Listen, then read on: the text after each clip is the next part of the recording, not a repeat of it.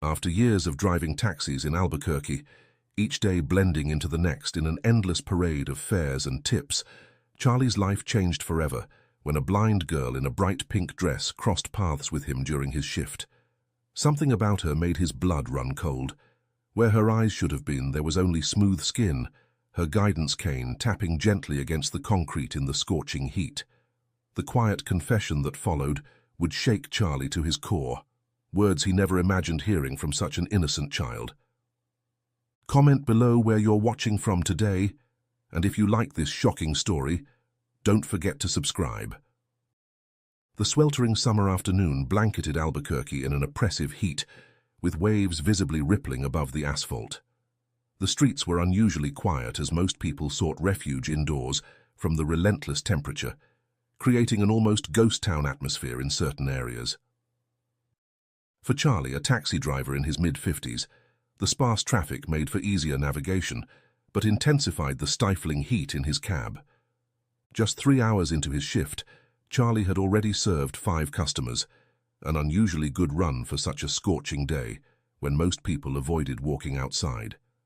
The steady ticking of the meter brought a small sense of satisfaction as he ferried his 6th fare, but the oppressive heat sapped the joy from his success. Wiping the sweat from his brow with a handkerchief, he felt it dampen immediately, a testament to the sweltering day. A family of 4 occupied his cab, parents in front and back with 2 children in the rear seats. The little ones chattered endlessly, exchanging jokes and laughter that filled the cab's interior. Charlie maintained his professional distance, his ears trained through decades of service to hear without listening, a skill honed during his years as a high-end chauffeur. As he navigated toward their destination, a towering family resort at the end of the street, Charlie's mind drifted to his previous career.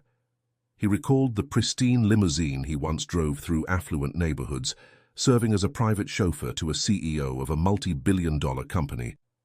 The memory carried both pride and pain, reminding him of his dramatic fall from that position of trust and prestige.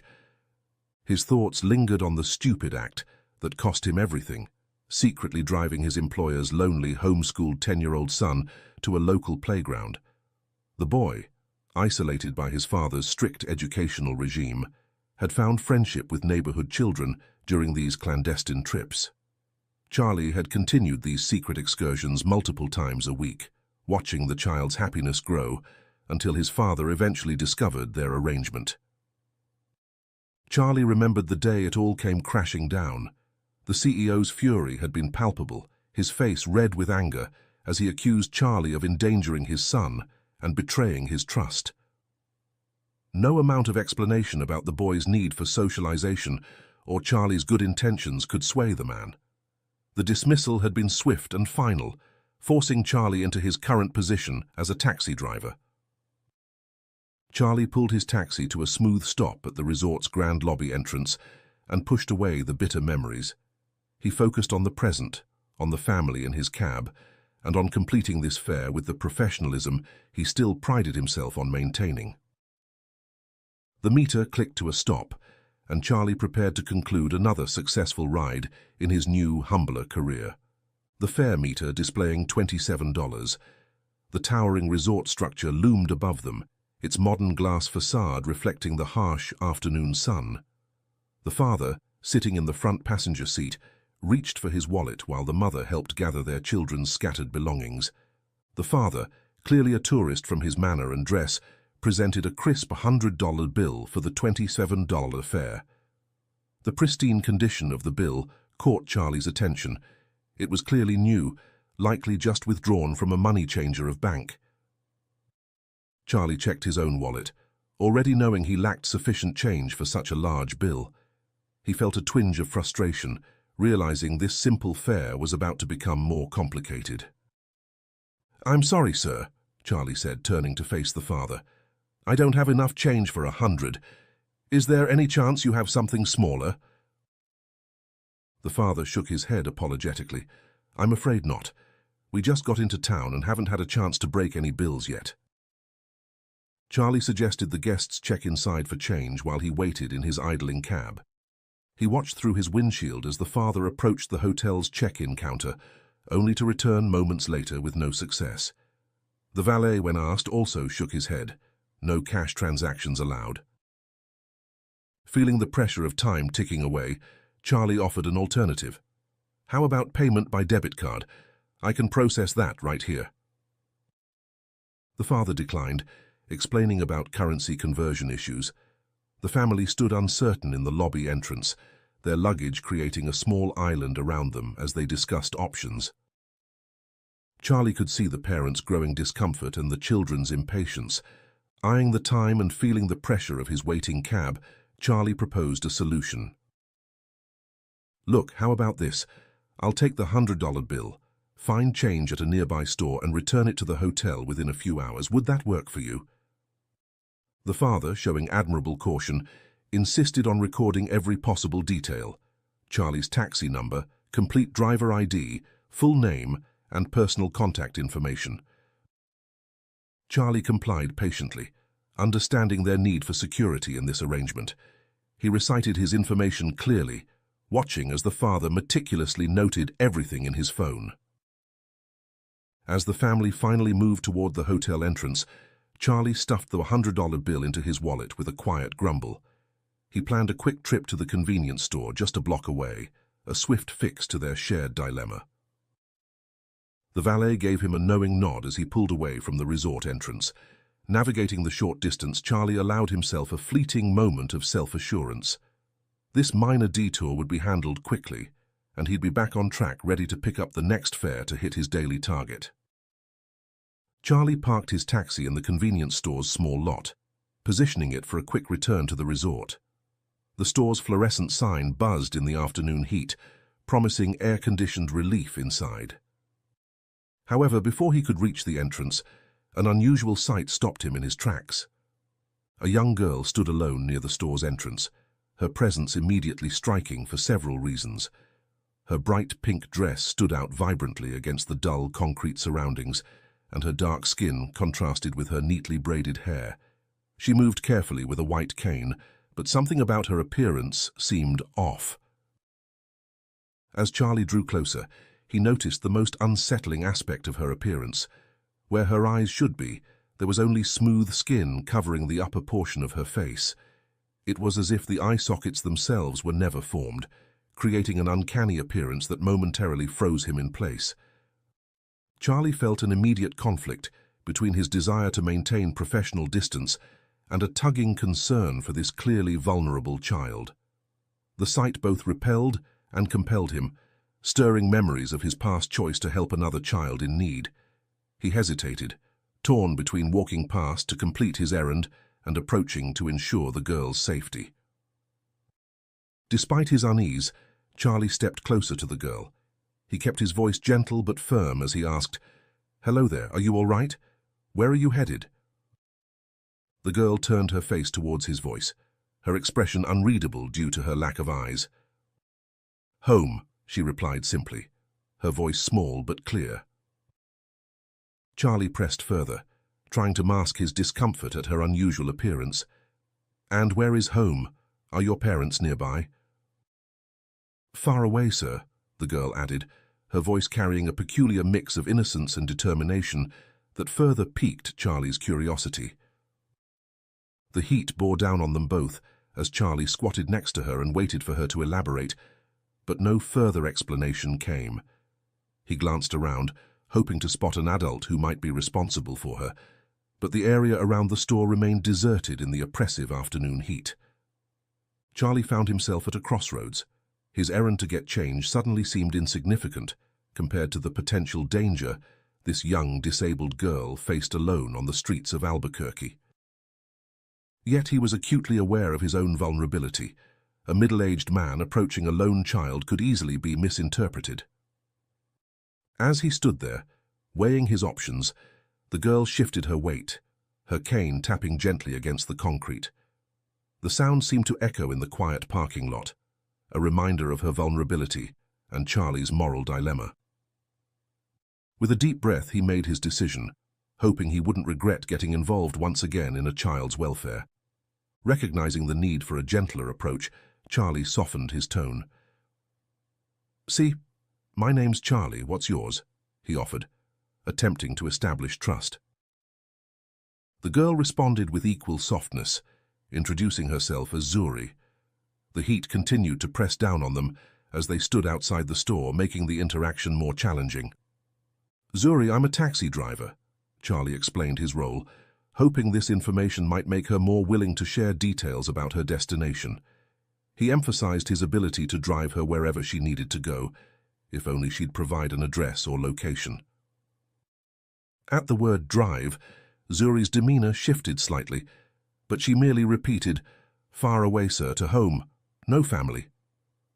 The combination of the oppressive heat and the memory of his waiting customers at the resort began to wear on Charlie's patience. His voice took on an edge of frustration as he tried again to extract more specific information from the girl. "Zuri, I can't help you if you don't tell me where you're going. Do you have any idea of an address or even a neighborhood? Any family contact number that can help you?" Zuri remained silent, her fingers tightening around her white cane. The situation seemed increasingly complicated with each passing moment, and Charlie felt sweat beading on his forehead, as much from stress as from the heat. As Charlie shifted his weight, considering his next move, he noticed something promising. An ID tag hanging from a cord around Zuri's neck, partially tucked behind her chest. The discovery offered a potential solution to the mystery of her identity and proper destination. Without thinking, Charlie reached for the ID tag, but Zuri reacted immediately, swatting his hand away with surprising accuracy, despite her lack of eyes. She continued walking with her stick, trying to create distance between them. Charlie, now committed to helping, followed persistently while attempting to read the tag. "Zuri, wait, I'm just trying to help. That tag might tell us where you belong," Charlie called out, his voice a mix of concern and frustration. Despite Zuri's resistance, Charlie managed to glimpse the information on her ID tag. She was from a local orphanage. The location was familiar to him, not far from their current position. This knowledge shifted his approach entirely, giving him a concrete destination to suggest. Charlie offered to drive her back to the orphanage, framing it as a question about whether she was lost and wanted to return home. Zuri's response remained firm. "Home not there. Home far away." When he suggested involving the police as an alternative, Zuri quickly explained that they would simply return her to the orphanage. Her voice carried a note of desperation as she begged him to understand. The intensity of her plea affected Charlie more than he expected, stirring memories of the lonely boy he once tried to help. Exhausted by the circular conversation, Charlie made a decisive choice. "Fine, I'll take you home. Far away, wherever it is," he declared, his voice carrying both resignation and concern. To his surprise, Zuri agreed to follow him to the cab, though her body language remained guarded. As they walked towards his taxi, Charlie realized he had completely forgotten about getting change for his waiting customers. He glanced at his watch, noting the time that had passed, and felt a pang of guilt. But looking at Zuri, carefully making her way with her cane, he knew he couldn't abandon her now. He'd have to figure out the change situation later. Charlie helped Zuri into the back seat of his taxi, making sure she was comfortable before closing the door. As he settled into the driver's seat, he took a deep breath, wondering what he had gotten himself into. The meter remained off as he pulled out of the parking lot, heading in the direction Zuri had indicated as far away. Just as Charlie turned the key in the ignition, Zuri spoke up from the back seat. "Mr. Charlie, I'm hungry. Can we get pizza?" The timing of her request caught Charlie off guard, adding another complication to his already delayed schedule.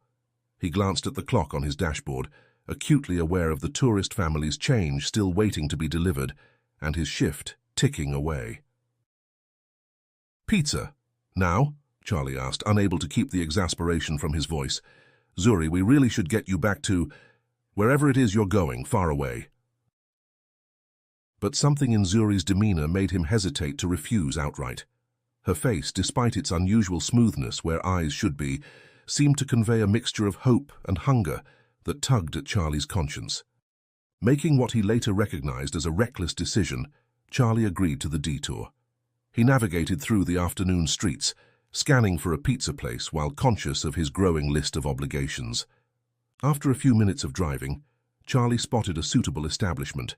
He parked the taxi and helped Zuri from the car, guiding her carefully across the sidewalk and into the pizzeria. The cool air inside was a welcome relief from the oppressive heat outside. "All right, Zuri," Charlie said, standing with her at the counter. "What kind of pizza do you want?" Zuri made her selection with surprising confidence, 2 slices of cheese pizza. As the cashier rang up the order, Zuri admitted quietly, "I don't have any money." Charlie couldn't suppress a gruff complaint, though it was more from frustration with himself than with her. "Of course you don't," he muttered, reaching for his wallet. Despite his misgivings, Charlie found himself pulling out the tourist's $100 bill to pay for the pizza. The transaction felt like crossing a point of no return. The simple task of getting change had evolved into something far more complicated. He shoved the change into his wallet, still holding onto the idea of returning it to the resort later. Back in the taxi, Zuri settled with her pizza, the aroma filling the car. Charlie's curiosity got the better of him. "Why did you order 2 slices?" he asked, glancing at her in the rearview mirror. Zuri's response carried a touching thoughtfulness that contradicted her earlier evasiveness. "One's for my friend," she explained between bites. "At the orphanage. They don't get treats very often." Her words struck Charlie, reminding him of the lonely boy he once tried to help. He found himself negotiating with Zuri, promising to deliver the remaining slice to her friends at the orphanage after driving her home. As they drove, Charlie's desperation to resolve the situation grew. He made a calculated decision. He'd turn on the fare meter and drive Zuri back to the orphanage without telling her. He reasoned that her blindness would prevent her from recognizing the route, but something about her earlier sharpness nagged at him, filling him with doubt. Questions circled his mind. Why was she alone on the street? Had she escaped from the orphanage? When she spoke of home far away, did she mean the orphanage, or was she imagining somewhere else? Maybe she'd been separated from a group outing, a walk or a tour. The uncertainty unsettled him, and as he glanced at her small, calm face, he wondered just how much she knew of his intentions. The uneaten pizza slice lay on the armrest between the front and back seats, a silent witness to his moral struggle. Charlie wrestled with a pang of guilt over his deception, the innocent trust of the girl beside him making it harder to justify his plan. The memory of a past choice, one where he'd helped a lonely child without hesitation, resurfaced, drawing an uncomfortable parallel to his current predicament. He tried to push it aside, but the feeling clung to him, making each mile feel heavier. As Charlie's taxi neared their destination, Zuri remained quiet, having finished her first slice of pizza. The familiar buildings of the neighborhood began to appear, and Charlie felt a mixture of relief and guilt as the orphanage came into view. The facade of the building looked deceivingly pleasant in the afternoon light, its brick exterior and manicured lawn giving no hint of the turmoil Charlie was about to encounter. Just as Charlie helped Zuri from the car, her entire demeanor changed. Her body tensed, and her voice took on an edge of betrayal as she demanded, "Why have you brought me back to the orphanage? You said you would drive me home." The accusation cut through the air, leaving Charlie momentarily speechless. His surprise at her awareness showed in his voice as he asked, "How did you know where we are?" Zuri's response revealed an unexpected depth to her capabilities. "I may not have eyes, but my other senses are heightened," she explained, her voice carrying both pride and bitterness.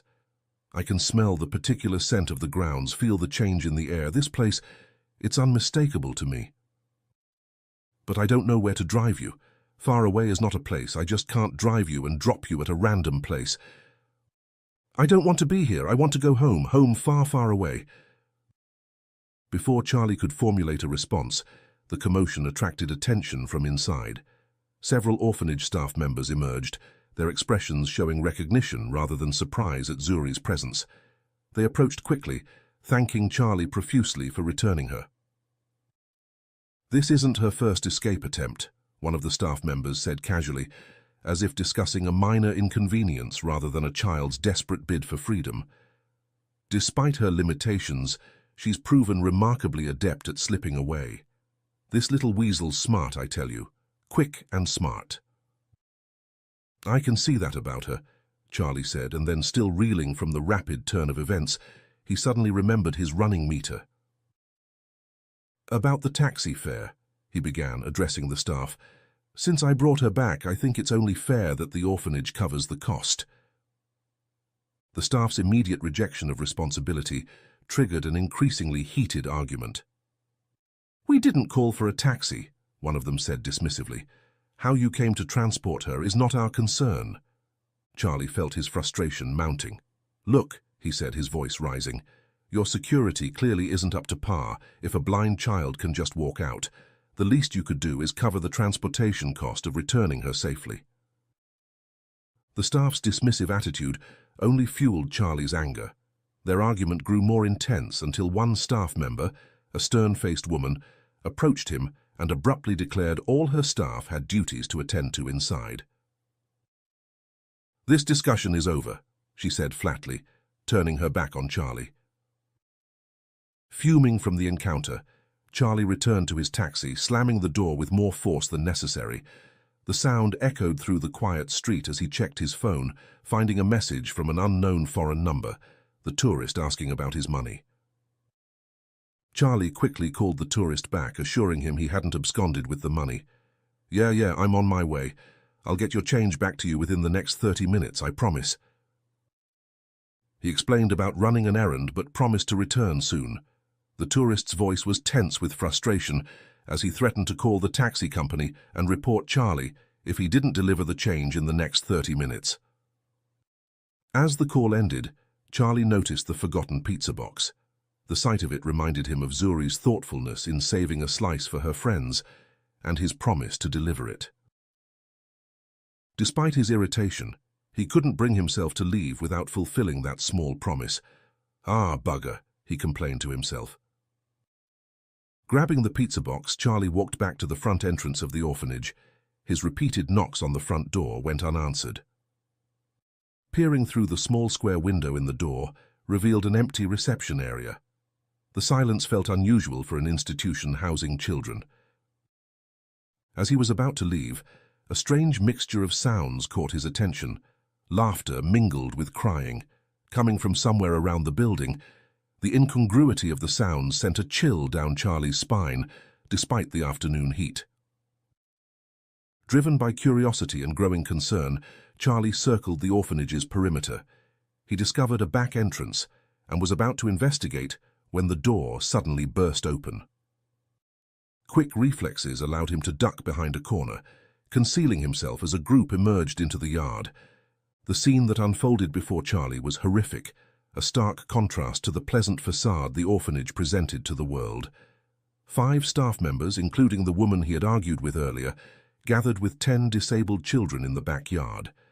The staff's demeanor had changed completely from their earlier professional facade, revealing a cruel and sadistic nature that made Charlie's blood run cold. They formed a circle with the children gathered to one side, their faces showing varying degrees of fear and resignation. Charlie watched in stunned silence as they called forward a boy named Armin in his wheelchair. The woman, now identified as Mom Haley, cruelly ordered Armin to stand, her voice dripping with mock sweetness. "Come on, Armin," she taunted. "Show us how well you can walk today." Charlie's heart sank as he watched the boy struggle, knowing the task was impossible for him. When Armin inevitably fell, unable to support himself, the staff laughed uproariously, some even pulling out their phones to record the moment. "Look at our little cat," one of the male staff members jeered. "Crawl for us, kitty." To Charlie's horror, they forced Armin to crawl on the ground, laughing as he struggled to move. Then, in a final act of humiliation, they produced a plate of fish bones and ordered him to eat them off the dirty ground. "Cats love fish, don't they?" Haley said, her voice sickeningly sweet. "Eat up, little kitty." Charlie watched, his fists clenched in helpless rage, as Armin choked and gagged on the bones before they roughly returned him to his wheelchair. Just when Charlie thought it couldn't get worse, they called Zuri to the center. His heart sank as he recognized the girl he had tried to help earlier. The staff confiscated her walking stick and threw it on the ground, leaving her vulnerable and disoriented in the middle of their cruel circle. Haley approached with a marker, a malicious grin on her face. "Let's give our little blind girl some eyes, shall we?" she announced to the group's amusement. With swift, cruel strokes, she drew crude eyes on Zuri's smooth face where her eye sockets should be. Not content with this humiliation, Haley added demeaning dog features to Zuri's cheeks, transforming her face into a grotesque caricature. "Now be a good little doggy," Haley commanded, her voice filled with false cheer. "Bury this bone for us." Charlie watched in horror as they forced a chicken bone into Zuri's hand and demanded she bury it in the soil with her bare hands. The staff's laughter echoed across the yard, a chilling soundtrack to the cruel spectacle. Unable to watch any longer, Charlie emerged from his hiding place. His heart pounded with a mixture of fear and determination as he strode purposefully toward the group. Without a word, he reached for Zuri, grasping her arm while retrieving her walking stick from the ground. The sudden interruption created an immediate hush over the gathering, the staff's laughter dying in their throats. Haley's reaction was immediate and aggressive.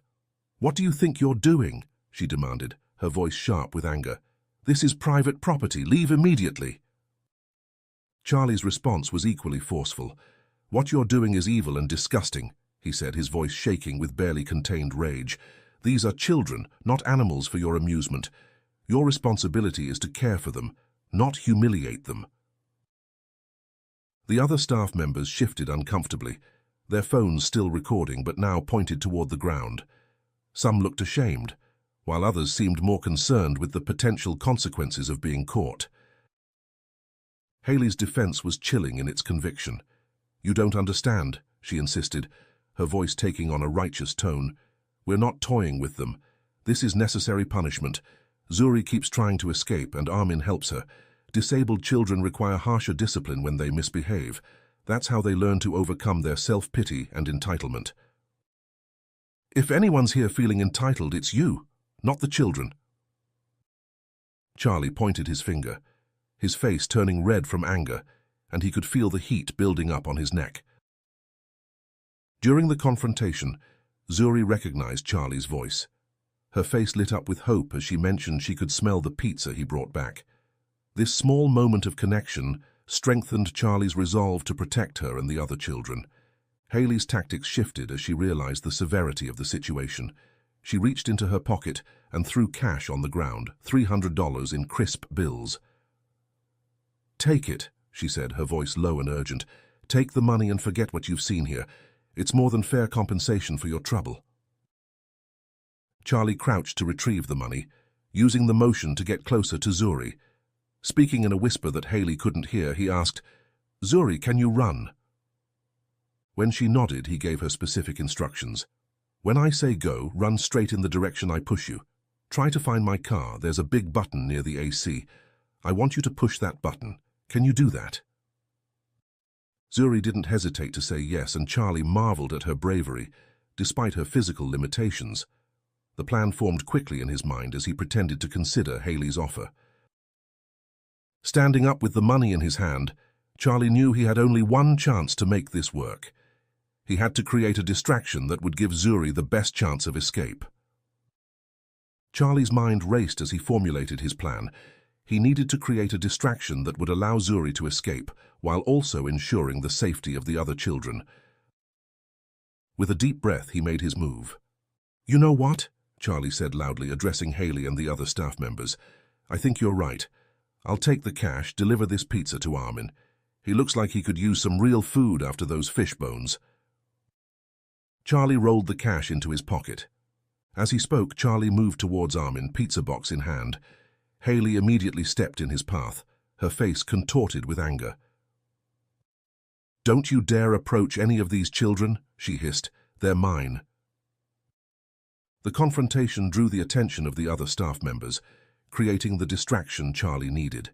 In one swift motion, he grabbed Zuri's arm and thrusted her in the direction of his taxi. "Run! Straight!" Charlie shouted.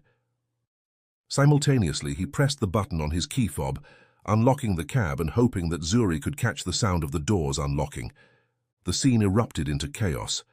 Zuri's sprint toward the taxi with her cane amazed Charlie with its speed and accuracy. The other children, sensing an opportunity to help, deliberately impeded the staff's pursuit. Some called out directions to Zuri, while others pretended to trip or fall in the path of the adults. Haley, realizing what was happening, charged after Zuri with surprising speed. Charlie, without hesitation, tackled her from behind, using his body to prevent her from reaching the girl. The two of them hit the ground hard, the impact knocking the wind out of Charlie's lungs. "You have no idea what you're doing," Haley screamed, struggling against Charlie's grip. "Those children need us. They have nowhere else to go." Charlie held on tight even as Haley's nails raked across his arms. "They need protection from you," he grunted, using all his strength to keep her pinned. The other staff members quickly joined the fray, pulling Charlie away from Haley. Fists and feet flew as they began to beat him, their faces twisted with rage and fear. Despite the pain of their blows, Charlie maintained his position between them and the taxi, buying time for Zuri to reach safety. Through the haze of the struggle, Charlie caught glimpses of Zuri making her way to his cab. He silently urged her on, praying she would find the SOS button he had mentioned. Each second felt like an eternity as the blows rained down on him. Just when Charlie thought he couldn't take any more, he heard it, the faint but unmistakable sound of the SOS button being activated. A wave of relief washed over him, even as another punch connected with his jaw. He knew help was on the way. The staff, unaware of the silent alarm, continued their assault. Charlie curled into a protective ball, no longer needing to fight back. He had accomplished his goal. Zuri was safe and help was coming. Now he just needed to endure until the authorities arrived. As he lay there, tasting blood in his mouth and feeling the ache of forming bruises, Charlie thought about the long chain of events that had led to this moment.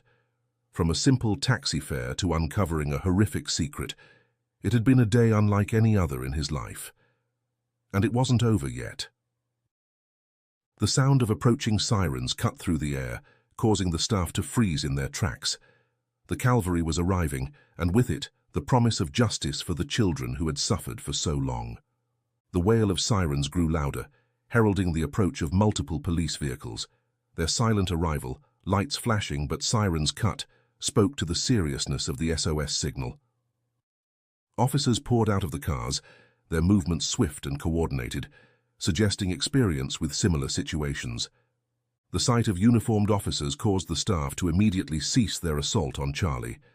Some raised their hands in surrender, while others stood frozen in shock, the reality of their situation sinking in. Paramedics rushed to tend to Charlie's injuries, carefully helping him to his feet. Despite the pain radiating through his body, Charlie remained focused on ensuring the children's safety. His eyes darted around, searching for Armin and the other kids. "The children," he managed to say through swollen lips. "Please make sure they're safe. There's a girl in my cab. She's saved there." The officers quickly took control of the scene, separating the staff members and securing the area. Charlie watched with a mixture of relief and concern as officers approached his taxi, where Zuri remained locked inside. One of the officers, a kind-faced woman, gently coaxed Zuri out of the vehicle. "It's okay, sweetheart," she said softly. "You're safe now. Can you tell me your name?" As Zuri hesitantly emerged, Charlie felt a wave of emotion wash over him. Despite the pain of his injuries, he felt a sense of triumph seeing her safe and the other children being tended to by caring professionals. The police wasted no time in collecting evidence. They discovered the incriminating videos on the staff's phones, scrolling through hundreds of recordings showing systematic abuse of the children. The officers' expressions grew grimmer with each new piece of evidence they uncovered. "This goes beyond simple abuse," one officer murmured to his colleague. "These videos, they were being sold on the dark web for profit. One of our teams at the station is already handling a similar case." The revelation sent a chill down Charlie's spine. The sheer depravity of the staff was horrifying enough, but the thought that there were people out there who found joy in watching these videos made his stomach churn with disgust. He stood silently, his fists clenched, as Haley and her colleagues were handcuffed and escorted to the waiting police vehicles. Their once commanding presence was now reduced to nothing. Some loudly protested their innocence, while others maintained a sullen, defeated silence. While some officers handled the arrest of the staff members, others worked to coordinate with child services for the children's immediate care and relocation. An officer approached Charlie, notepad in hand. "Sir, we're going to need a detailed statement from you," he said. "Can you tell us exactly what happened here today?" Charlie nodded, wincing slightly at the movement. He began recounting the events of the day, starting with his encounter with Zuri at the convenience store. As he spoke, he realized how close he had come to simply driving away and leaving her there. The thought made him shudder. He described the scene he had witnessed in the backyard, his voice steady despite the emotion threatening to overwhelm him. The officer listened intently, jotting down notes and occasionally asking for clarification. As Charlie finished his statement, he couldn't help but ask, "What's going to happen to the children now?" The officer's face softened slightly. "They'll be moved to a safer facility immediately," he assured Charlie. "Child services will ensure they receive proper care and support." Charlie nodded, though he couldn't help but wonder about their future. Would they find loving homes?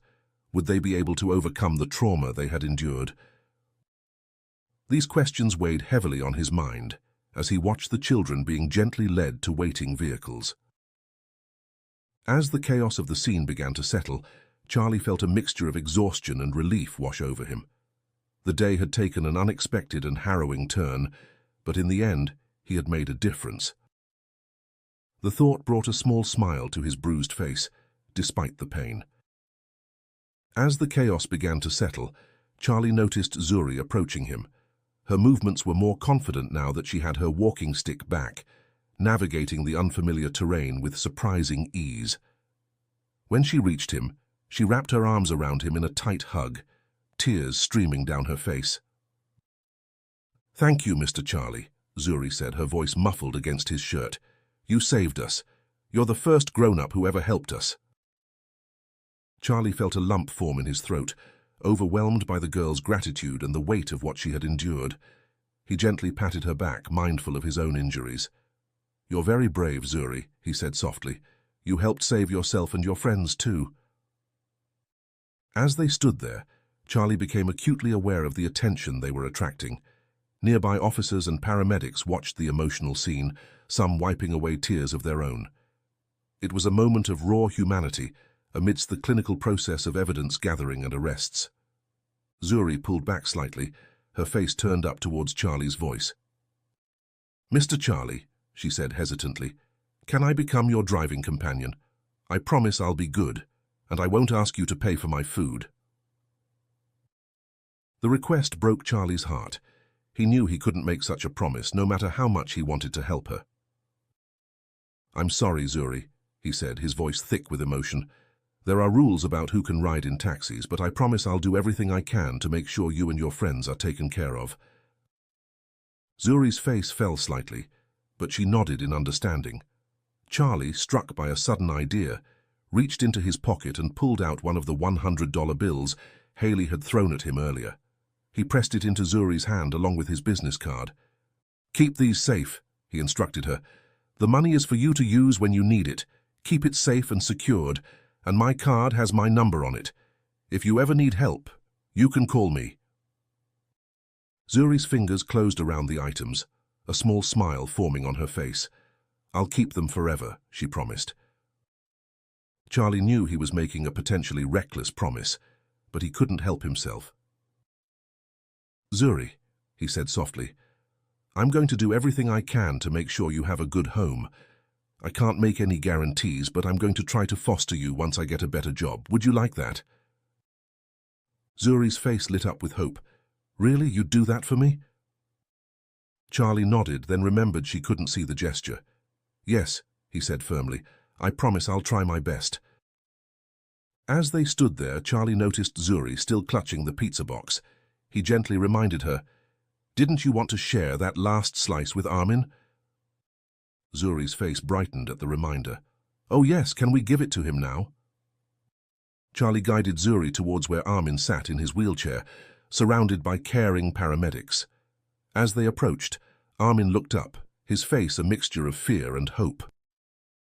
Armin, Zuri called out, I saved you a slice of pizza just like I promised. The boy's face lit up as Zuri carefully handed him the slice. Despite the chaos around them, this simple act of kindness provided a moment of normalcy. Charlie watched as Armin ate the pizza with evident joy, realizing how such a small gesture could mean so much in the face of trauma. As the children were prepared for transport to their temporary housing, Charlie drove away from the orphanage with a heavy heart, his face and body aching from the confrontation. The late afternoon sun cast long shadows across the streets of Albuquerque as he navigated back towards the resort. At a red light, he checked his phone, finding multiple missed calls and messages. There was a complaint from the tourist about the delayed change and a stern message from the taxi company's dispatch. Charlie, where have you been? We've got a customer threatening to report us to the Better Business Bureau. And now we're getting calls about one of our cabs being involved in some kind of police incident. What's going on? Charlie tried to explain, his voice weary. I know this sounds unbelievable, but I uncovered a child abuse ring at an orphanage. The police are involved, and I had to act quickly to help the children. There was a long pause before the dispatcher spoke again, her voice now cold and professional. Charlie, I don't know what kind of story you're trying to spin. It doesn't just sound unbelievable, it's ridiculous, and this is completely unacceptable. You abandoned a fare, went off-grid for hours, and now there's a police report involving your cab. This is grounds for immediate suspension. But I can explain, Charlie started, but the dispatcher cut him off. Save it for management. You're to finish your current fare immediately, then return the cab to the lot. Your suspension starts as soon as you clock out. We'll be conducting a full investigation into today's events. The call ended abruptly, leaving Charlie feeling even more deflated.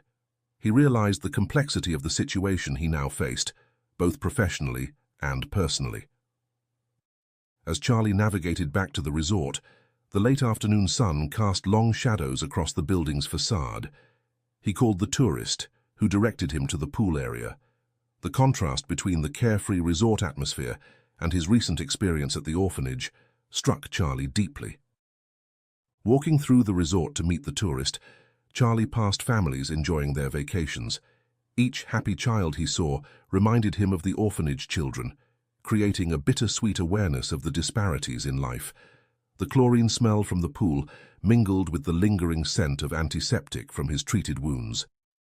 He found the tourist lounging by the pool, drink in hand, surrounded by his family. The man's relaxed demeanor shifted to one of annoyance as he saw Charlie approach. Finally, the tourist said, sitting up straighter in his chair. Do you realize how long we've been waiting? And gosh, what happened to your face? Charlie, too exhausted to explain the full story, simply handed over the change. I'm very sorry for the delay, sir. There was an unexpected situation I had to deal with. The tourist seemed about to launch into a tirade, but something in Charlie's battered appearance made him hesitate. Instead, he nodded curtly, accepting the money.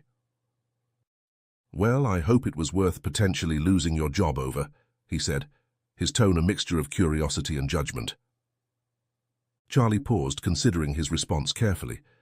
Sir, he said, his voice low and serious, I know I've inconvenienced you today, and for that, I'm truly sorry. But please, if you take anything from this interaction, let it be this. Cherish your family. Love your children. You have no idea how lucky you are.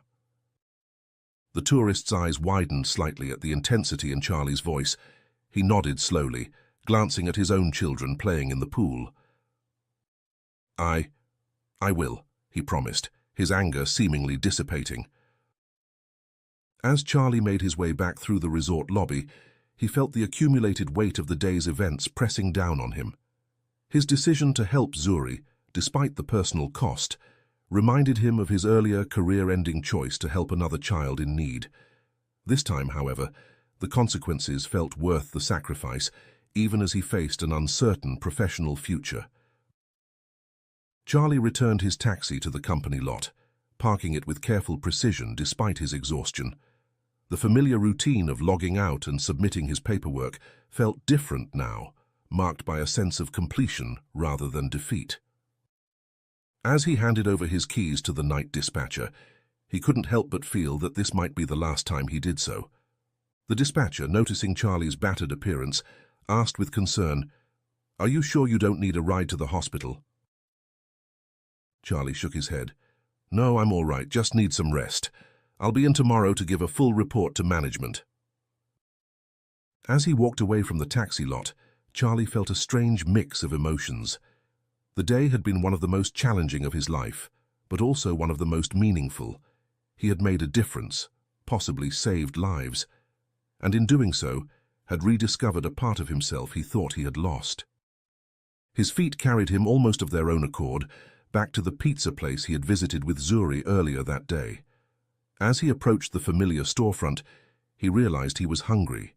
He hadn't eaten since that morning before his shift began. Entering the pizza place, the aroma of fresh-baked dough and melted cheese enveloped him. He ordered 2 slices, just like Zuri, then sat at a small table near the window, watching the world go by outside as he waited. As he ate, Charlie's mind wandered to the future. He knew he couldn't continue as a taxi driver, not after today. The thought of returning to the monotony of ferrying passengers around the city felt hollow now. But what could he do instead? His thoughts turned to Zuri and the other children from the orphanage. He had made a promise, one he intended to keep. But to do that, he would need a more stable job, a better income. He would need to prove he could provide a safe and nurturing home. As he finished his pizza, Charlie felt a sense of purpose settling over him. The path ahead wouldn't be easy, but for the first time in years he felt truly motivated. He had a goal, a reason to push forward and improve his life. Leaving the pizza place, Charlie stepped out into the cooling evening air. The sun was setting, painting the Albuquerque sky in brilliant shades of orange and purple. It was the end of one of the most extraordinary days of his life, but it also felt like a beginning. The streets of Albuquerque stretched out before him, familiar, yet somehow new. Charlie realized that his perspective had shifted. The city was no longer just a maze of streets to navigate, but a community filled with people who might need help, children who might need protection. If you like this story of Zuri and Charlie, I've handpicked another one I know you'll love. Please don't miss this one. Click here to watch it next.